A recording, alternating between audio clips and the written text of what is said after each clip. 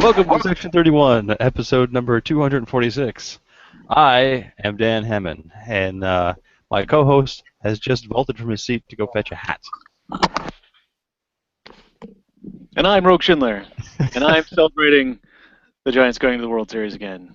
And this week we're going to talk briefly about the rocket race, which was our scavenger hunt that I put on with my colleague James over the weekend, and Rogue will discuss his participation and such. And I don't know much else. We didn't have a tournament. We probably will have a tournament. Is there something scheduled for this weekend? I was just noticing that there is not anything scheduled, even though it is that weekend. It's the every other weekend. I think probably because Charlie is going to be out of town and he's been running things recently. We could probably put something together if we tell people right now. So if anybody's in San Diego and you want to come to a tournament. Very good. All right. Then with that, we don't have much in the way of Star Trek. I'm looking at the upcoming events in Ryza, and I see a couple of online events, which are, I guess, all region.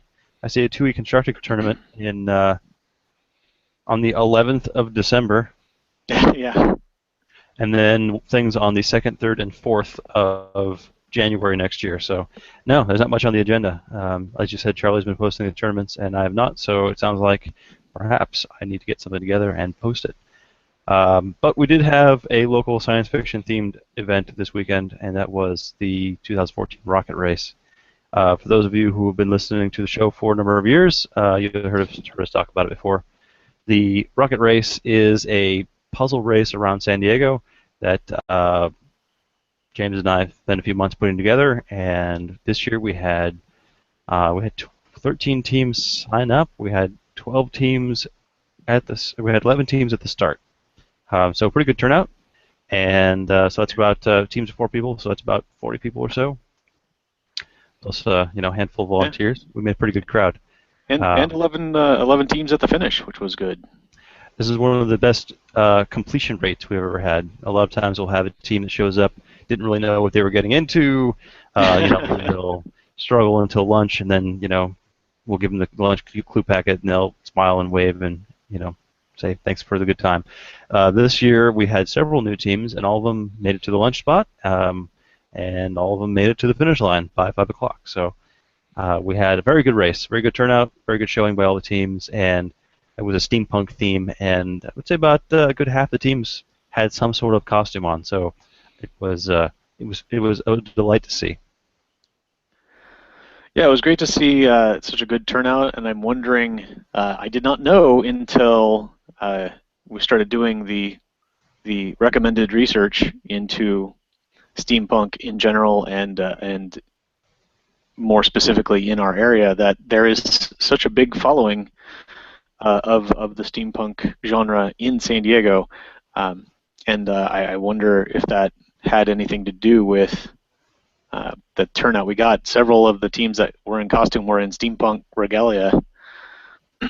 So yeah, and I think so. One of the things that came up in our research and actually turned out to be useful, because it was in some of the trivia questions in the very first round 0 actually, not even clue 1 of the race, was something involving a steampunk gathering that got kicked out of a mall because they couldn't be loitering there or something, and it seemed to some of my teammates talking about afterwards that I think a couple of the teams there were part of that gathering.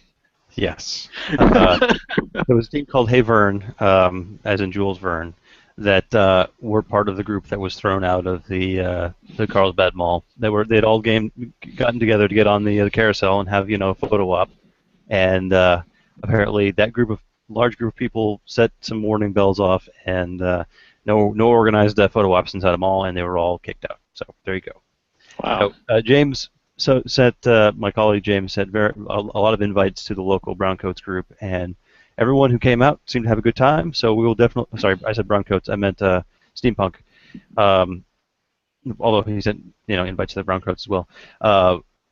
So we will definitely have a little bit of steampunk in the following years to keep them interested. But all of them had a good time. They'll be back either way, even though our theme kind of changes year to year. Last year it was piratey. The year before that it was what was it the year before that? Was it, did we time travel? Anyway, always something new. Yeah, it was interesting, you know, a good hook to get them to come out and participate and see that that this exists, and then, you know, like they said, you know, they might not be steampunk in the future, but they'll keep coming back. Yeah, we had a fantastic time. We were out in full strength this year, which has been probably not a problem, but, you know, questionable from year to year sometimes. Our team, the Deep Space Niners, which has been the same four of us since the first rocket race, we continually try to get together and run together, and we've been one short, maybe 3 or 4 races, but then we always manage to come back, and it's always been a different one. But we came back, all 4 of us together, and we really worked well together. It was an interesting, you know, some of the same things that we've seen year to year. The first half was very Amazing Race-esque, where you go to one place, solve a clue, and that tells you where to go next up until the halfway point. And then our particular forte, the scavenger hunt, in the back half. I don't know why I said that's our particular forte, other than we seem to really enjoy the challenge of not just solving all the clues at the same time, but then once we have our 20 or 30 locations to go to take pictures, you know, mapping out exactly how we're going to hit them all before getting to the finish line. So we really had an efficient system this year of everybody having something to do. There was a new facet, which I universally heard good things about, so I hope that will continue to come back in the future races, where each member of the team had a different role in the crew. We've always had a captain of the team, and they kind of speak for them in gatherings, but now we were all assigned, we had little buttons, which were very familiar to the Trek players in the group, that said captain or navigator, mechanic, and gunner.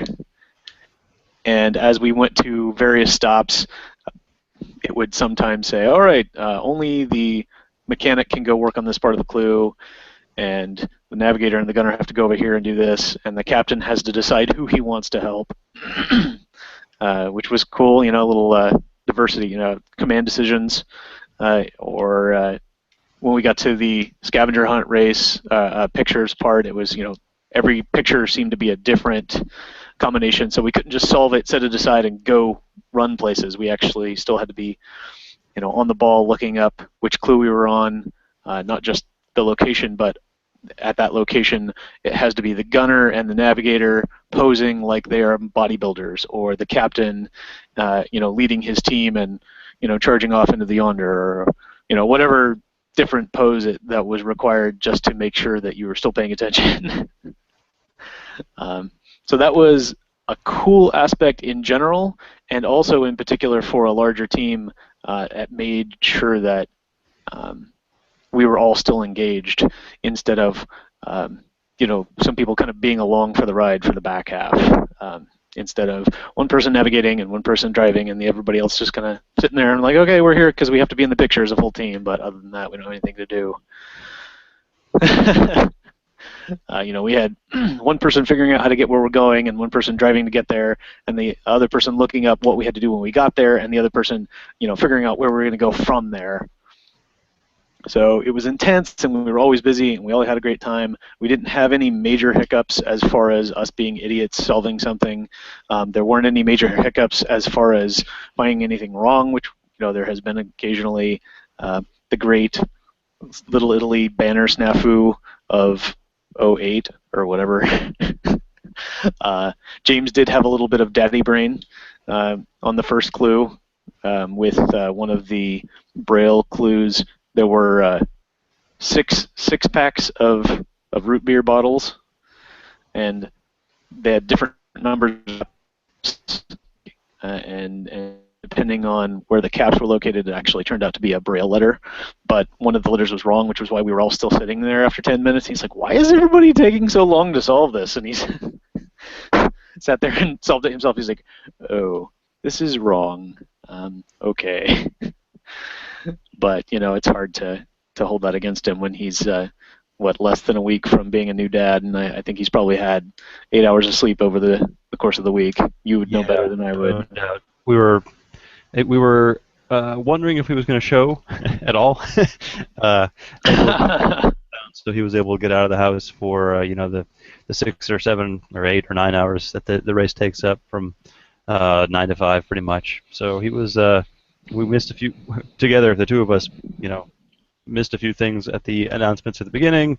Our announcements at the end were probably truncated more so than usual, but the actual race went pretty well. Like I said, usually there's at least one team that kind of gives up, but everyone was in it to the end. Everyone seemed to have a good time, and the format that we use, where you get your packet of puzzles to solve at lunch, and you get as many as you can, and you have to be at the finish line by 5, means that even the teams that only solved 10 of the 26 clues still felt like they accomplished something, and they got to the finish line before time was up.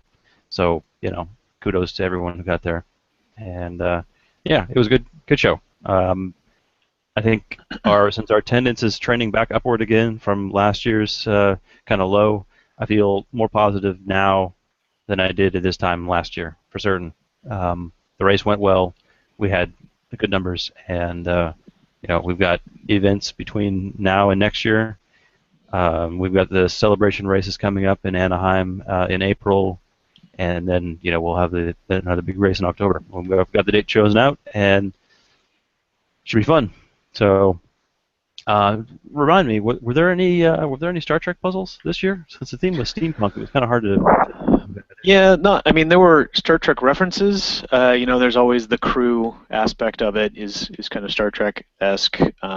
There were false leads that were Star Trek related that weren't the correct answer on the trivia question part. I'm remembering now the bit about Harry Kim and Riker going somewhere for Space Instruments.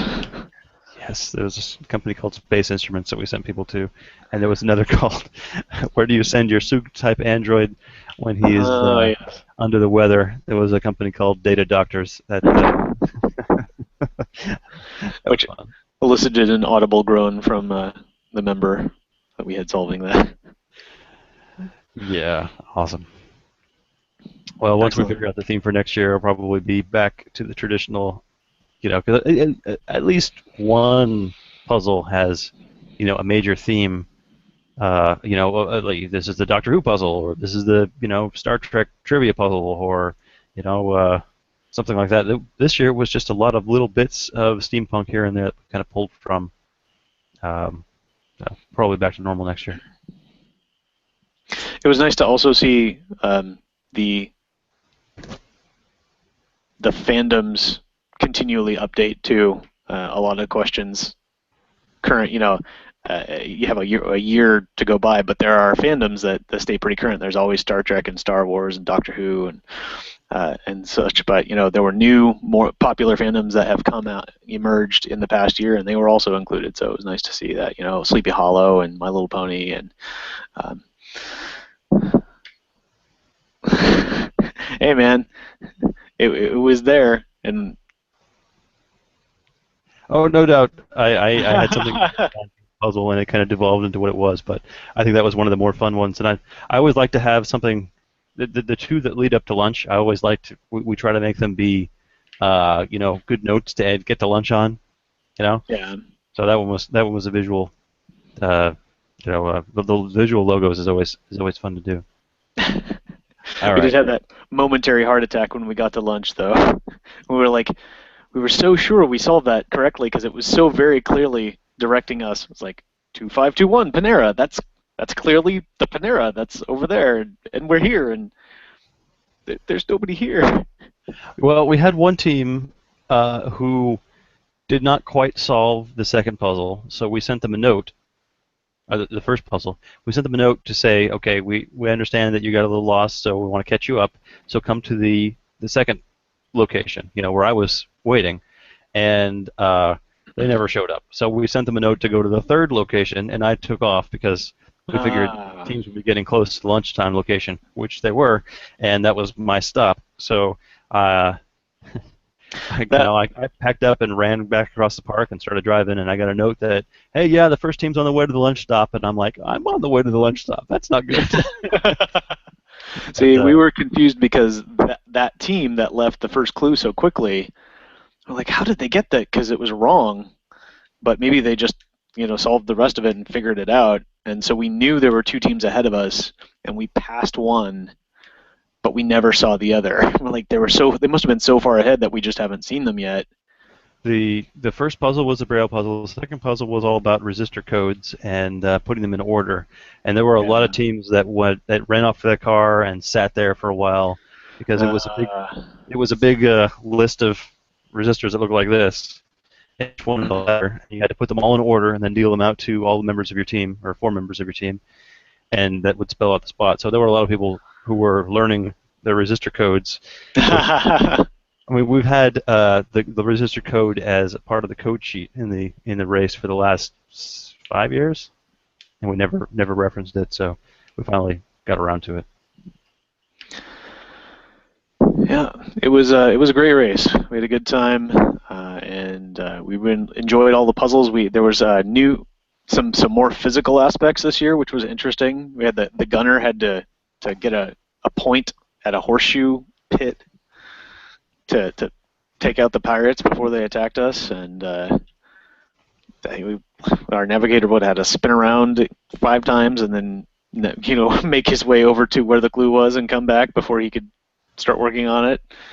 And it was interesting to have the cool physical aspects of it without being too strenuous. It was just a new facet.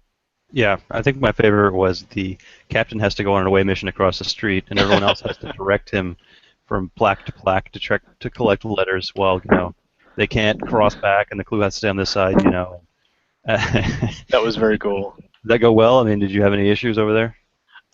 We had one minor issue. It was funny because I got halfway through and then another team showed up, but we had our radios that we've used for a couple of years, and they got on there was just 2 of them, so they got on their cell phones, and so we were like all conspiratorially trying to make sure you didn't overhear our letters or whatever, and the plaques were multiple lines, like a name and then a title and then a year they served, and I was not sure if the clues were incorporating the entire plaque or just the first name, because it didn't specify, on this line, it was just, from the beginning. And so the first one was like the 4th letter. I'm like, okay, that. And then the next one was the 4th letter from the end. And I was like, oh, his name is Johnson, so it's, N. And then like 5 clues later, we got, the 27th character, and there, the first 2 lines were very short, and that got me down into the years, and I was like, well, okay, there's not a 27th letter, there's a number, but it does say character. If all 3 of these lines count, then we're going to need to go back. But I luckily caught it as it happened, as it occurred to me, rather than going back and looking at the clue and going, why is there a letter in the middle of the number part of the clue, which turned out to be an address number and then Panera. So luckily, I got all the way to the end of it. I didn't say I didn't interrupt it. We finished it because it was one of those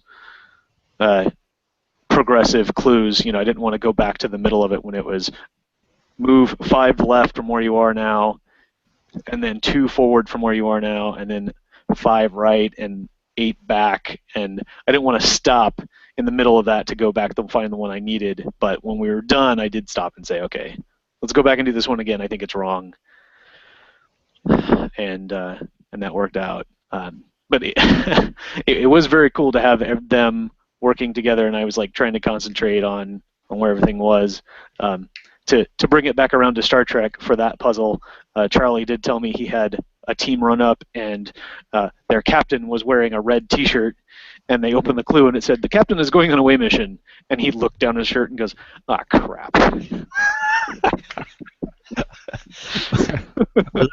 Florida Steam Up. Yes. Yes, they had some of the best uniforms. They were not quite in costume as steampunks. However, they had, like you said, all four TOS colored shirts. They had the little Delta Star Trek logo, the little Starfleet logo, instead of the round oval behind it like TNG. They had a gear on each side, so it was very steampunky. And again, the name was for to steam up. It was very, very, very well put together. They did. They kind of ran into a problem early on. The puzzle where you had to spin around and go do one for half the puzzle, and then the engineer had to go find a word, and then the engineering for the second half of the puzzle. They did not collect half of one of their puzzles, and they ran off and stared at it for an hour and a half. Oh no! That's why they were very far behind. I think it was about 40 minutes that they got put back. So we gave them a little bump in time to make up for the fact that perhaps the person who was administering the spinning did not let them know that there was a second puzzle, but it evened out with their the question that they asked later on. So they were net. I think they were net 5 minutes plus. One of the things that we do is if you call us for help, we give you a time penalty and just tack it on to the end. So they averaged out. Anyway, like I said, it was a good time. Well, the next one's scheduled for the same weekend next year. I think it's October, 18th next year? Sure. Sure it is. I don't pay attention until like 2 months beforehand because want to make sure that it's actually that date. Hey, we're one in a row. Using the right date this as advertised. But no, next year those 3 weekends are all planned out. We've got the test race. We've got James's it's going to be 1-year-old birthday that weekend, and then we'll do the actual race. So we've got it ready to go. Happy birthday! All right, sit here while Daddy does clues. No. Between the test run and the actual race, we're usually just sitting back and fixing the typos. We're usually pretty good. All right. Anything else we want to cover this week, or are we just going to wrap? I think that's it. We don't have anything really Trek related coming up, or in the past. We'll may have a tournament, and then we have some scrapbooking in a couple weeks, I believe. I think we should at least play triples this weekend, if nothing else. Well, that would certainly give us something to talk about. Very good. Then let's leave it at that. Yeah, I keep saying we should have a guest. We should have a guest to talk about something next week. Any suggestions? We did all of the. Well, I guess they already had their own show. I was going to say we just did the review of performance for people in the continuing committee. When we get Van Bremen on to talk about his new position as North American Continental Coordinator. That would be cool. Yeah. All right. I'll see what we can do. In the meantime, though, I believe that's it. Yep. That's all the intelligence we have this week. We thank Dan and James for running the rocket race, and everybody who came out and volunteered, and everybody who came out and ran, and all of my awesome teammates. We had a great time, and as icing on the cake, we won, so that was fun. But ultimately, not the goal. Having a great time and beating our nemesis, which we did. Those were the important things. So we recommend everybody come out to the rocket race if you're ever in San Diego in the fall. In the meantime, I am Sir Rogue. I'm Sir Dan. And I will remind you all to expand your giant power in the universe. And I will draw to end.